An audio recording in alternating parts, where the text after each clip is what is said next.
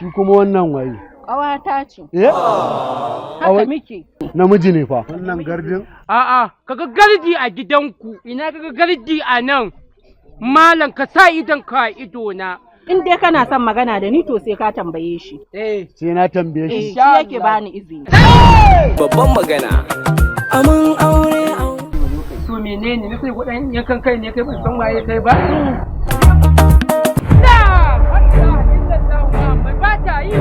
Wallahi ba ta yi. Me ya faɗa maka? Ban gane ba ta yi ba. Dan iska ne. Dan iska? Bayan Allah fa sun ƙaru. Wanda an ka daga ne tun lokacin da zan fita. Sai aka zo aka ajiye min kwano. Allah saka da alkhairi. Ashe mutumin banza ne kai? Ka nemi makocinka can. Me ba makocina? Wannan abincin naka ne? Ha makoci.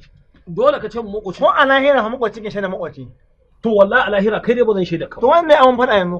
Abinci na. Au. Ka san na Allah sun ƙaru sun yawa. Ai na ga jisa mil ne aka kawo min haƙomar ɗanki aka ajiye. Inna lillahi wa inna ilaihi raji'un. Tun baka san mai unguwa ta ba yau ka haɗu da mai unguwa ta. Yara nan bai da mutunci. Shi ne take guda mu amma ina ji ko dan shagiya. Oke, uban gwarama. Shi du daya ai. To shi da Allah duwa nabi na zan ganshi. Gaskiya dan Fulani uban gwarama ya kai wata 3 raban shi da kasuwan nan.